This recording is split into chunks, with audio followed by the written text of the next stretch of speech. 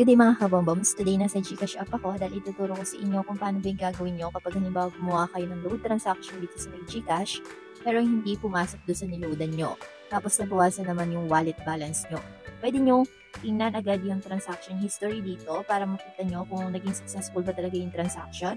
And kapag ang nakalagay dyan, successful naman, pwede tayo agad mag-report kay GCash para maimbestigahan yung inyong case. Pero check nyo din kung tama ba yung account number na nilagay nyo or yung mobile number. So okay lang din to kahit hindi regular load, pwede rin to sa may wifi or anything na niloloadan, okay? So tap na natin yung help center para makapagsabit na tayo ng ticket. And dito, tap natin itong chat with Gigi. And hihintayin lang natin mag-load yung page. And habang hinihintay pa natin mga kabomboms, huwag niyo kalimutan mag-like and subscribe for good luck. Thank you so much. So dito, tap ulit natin itong chat with Gigi. Then hintayin lang natin yung greetings ni Gigi para makapag-type na tayo ng ating problem. So dito, ayan, magandang gabi, I'm Gigi, your GCash virtual assistant. Okay. So dito, i-type natin yung problem natin. Kahit hindi na yung mismong problem natin, yung pinaka-keyword na lang para mabigyan tayo ng option dito. So, send na natin. And hintayin lang natin yung respond nung Gigi. Ayan. So, ito.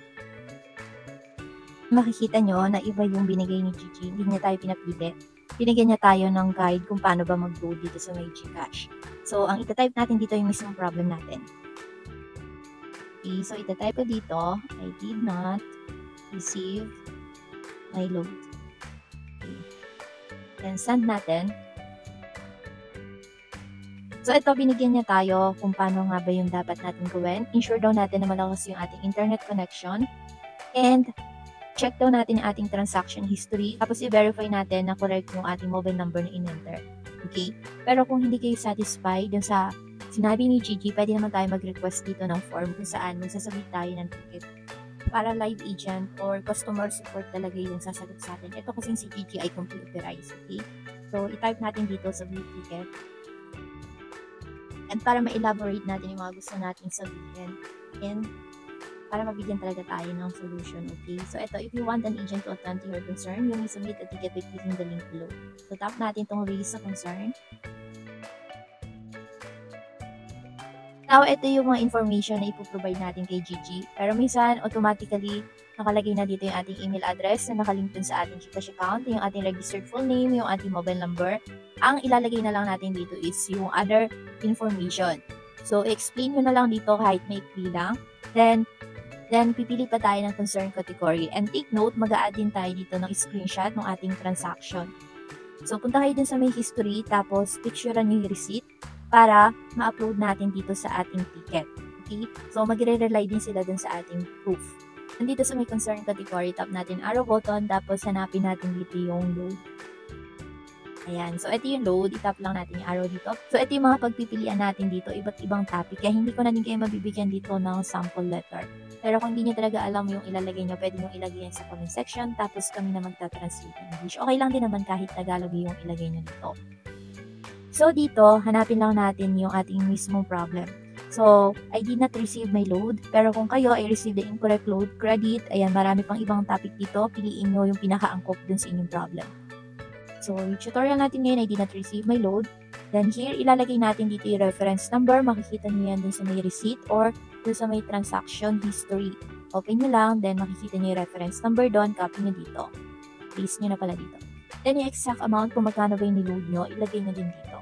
Date of transaction, importante na tama yung mga nilalagay natin information dito kasi kapag hindi, magkakaroon tayo ng problem baka hindi na din ibalik yung pera natin, okay? Pero hindi naman 100% na may ibabalik. Depende pa rin yan sa maging resulta ng pag-investigate ng GCash, okay? Payment method, ano ba yung ginamit mong payment method? So dito, load inside the GCash app. Nag-load ka ba dun sa load ng GCash app? Borrow load ba? Auto-load or scheduled load? Ayan, so marami pang iba dito, okay? So, in my case, auto-load is scheduled load. Ayan, naka-auto-load kasi ako pero hindi ko na-receive. So, dito sa may load product, ano ba yung in-avail mo? Meron din ditong pagpipilian. Ayan, mobile, broadband, non-telco load. So, kung broadband yung niloadan mo, yan yung piliin mo. Tapos dito, meron pang pagpipilian. Anong network or telco provider ba? Group. Tapos, kailangan dito is specific load product. So, kung ano ba talaga yung mismong promo na niload mo. Ilagay mo lang dito. Then, i-review mo lahat ng nilagay mong details and kailangan accurate. Then, once na okay na lahat, pwede na natin i-top TT submit, tapos maghihintay na tayo ng respond kay GCash. By the way mga kabomboms, kung interesado kayo sa mga topic na paano ang gagawin nyo kapag wala kayo na-receive na OTP sa GCash, how to delete PayMaya duplicate account, and marami pang iba, ilalagay ko na lang yung links sa my description box ng video na to, okay?